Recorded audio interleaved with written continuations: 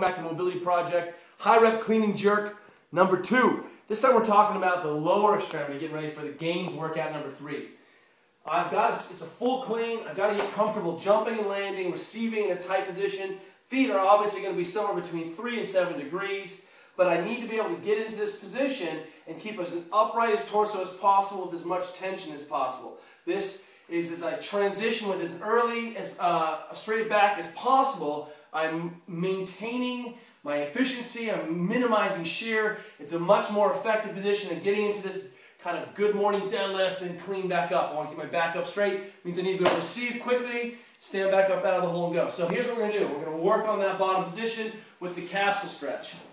I'm going to distract that hip, come laterally, and just spend some time in flexion, external rotation, pushing my hip into those corners, winding it up. Remember, this can improve that mechanical advantage of that hamstring, mechanical advantage of that hip, can restore that length-tension relationship of those muscular fibers and tissues back there. I can push myself into straight and come into those corners. I can also turn a little bit, have the band pull my hip back, and maybe I can push and work on a little bit different flexion angle in those corners, which maybe is a little bit more posterior without the distraction. But either way, I'm going to spend a couple minutes here dinking around. What you're going to find is that after you do that, your bottom position is going to be a lot stronger. Your pulling position is going to be a lot more effective because this hip is going to be much further back, more posterior in the socket. That's number 1. Number 2, bet your adductors are tight. Let's take a band, wind them up, hook that knee, hook that other knee. Let's get you into the Olympic lifting overhead position. Work those feet back.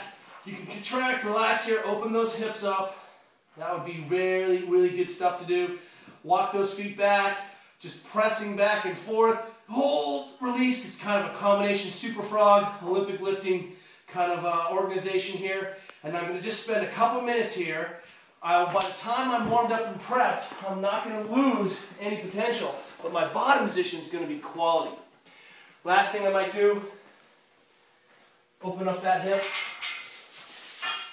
Certainly if you're short in the front, don't be afraid to couch it out. But take myself into this position, anchor the hand down, and just work on that last corner a different way so that I can be in a strong, upright torso, fully externally rotated position like Mike Bergner tells me to. I do what my coach says. I need to be able to pull with feet straight, knees out.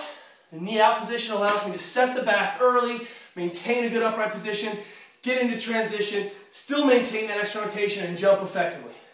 That's some thinking. Go rip it up. We'll see you tomorrow.